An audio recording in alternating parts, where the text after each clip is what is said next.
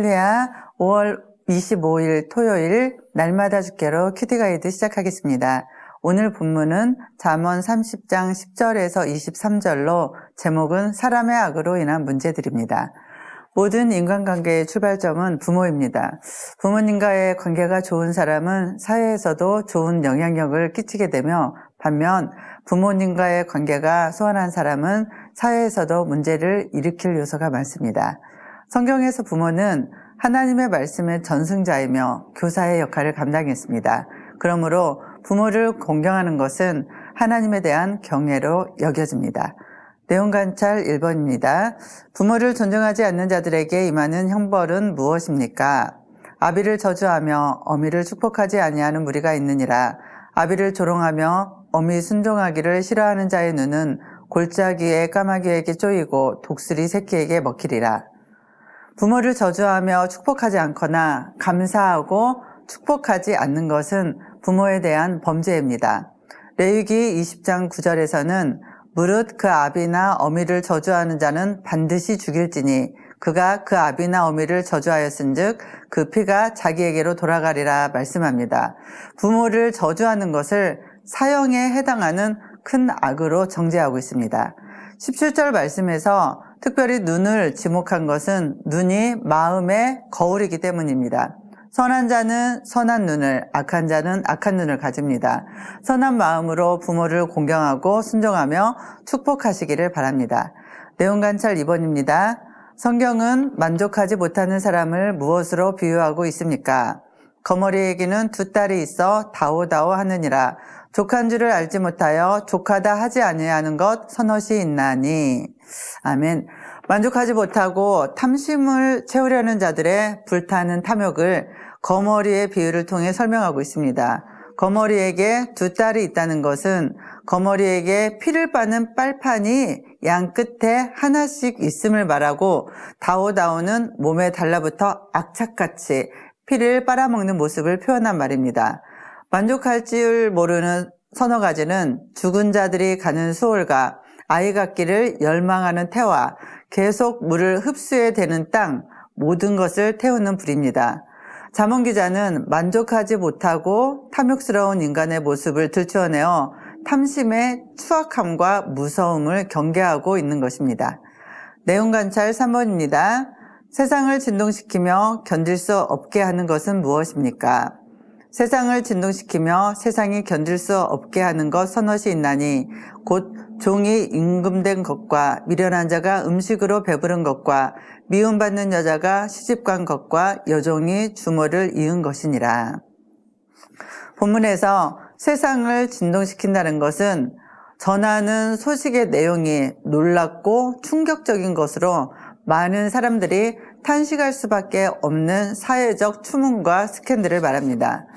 먼저 종이 임금된 일이 나오는데 비천하고 준비되지 않는 종이 왕이 되어서 한 나라를 다스리는 것이 놀라운 일입니다. 왜냐하면 지혜와 경륜과 인격을 갖춘 준비된 자가 왕이 되어야 하기 때문입니다.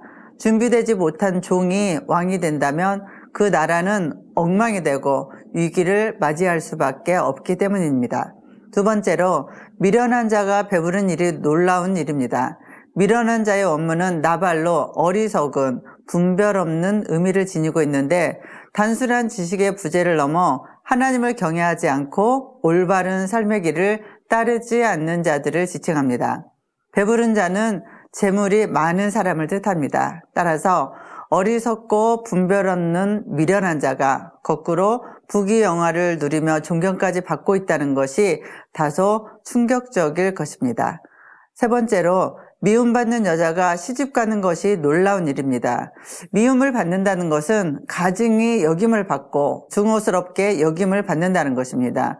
행실이 불량하고 문란한데 준비되지 못한 결혼 생활로 인해 남편과 식구들을 불행하게 하면서 현모양처 행세를 하고 있다면 이 소식을 듣는 자들이 혀를 차며 탄식할 것입니다. 마지막으로 계집종이 주모를 이은 일입니다. 계집종은 여자 노예입니다. 주로 결혼한 여자를 시중드는 가정의 하녀입니다. 이 여종이 부정한 방법으로 여주인을 밀어내고 그 자리를 차지하여 주인 노릇을 하는 행동이 사람들로 하여금 견딜 수 없게 만들 것입니다. 이 세상의 사회적 근간은 가정입니다. 가정의 안정과 평안이 개인과 크고 작은 공동체의 흥망성쇠임을 깨닫고 하나님께서 세우신 질서에 순종하시기를 바랍니다. 연구와 묵상 4번입니다. 이 세상에 악하고 불의한 일들이 일어나는 이유가 무엇인지 묵상해 봅시다.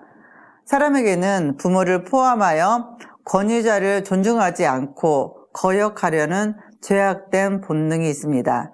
이것은 하나님의 말씀에 불순종하는 것이 됩니다. 하나님보다 돈을 사랑하여 사람들과 다툼을 일으키고 더 많이 가지려 하는 탐심 때문에 문제가 발생합니다. 성도는 하나님께서 맡겨주신 자리에서 세상을 평화롭게 다스릴 의무가 있습니다.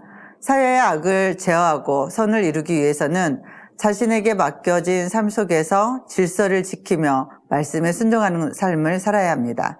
삶의 적용 5번입니다.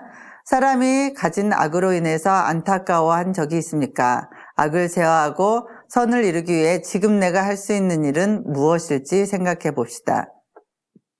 언젠가 SNS를 통해서 유명한 여자 연예인이 자신을 비방하는 댓글을 보고 자살했다는 안타까운 소식을 보았습니다. 우리가 살고 있는 이 시대는 인터넷상에서 댓글 하나하나에 사람이 죽고 살아갑니다. 잘 알지 못하면서 비판하는 것은 다른 사람을 죽음에 이르게 할 수도 있습니다. 그러므로 성도인 우리는 다른 사람을 비난, 비방하지 말아야 합니다. 특히 부모를 저주하는 자에게는 하나님의 형벌이 임하고 부모를 축복하는 자에게는 축복이 임한다는 것을 기억하시기 바랍니다. 맑은샘 강천교회 모든 성도님들이 하나님의 질서에 순응하고 탐심을 내려놓으며 세상의 불의와 맞서 선으로 악을 이기시기를 주님의 이름으로 축복합니다. 감사합니다.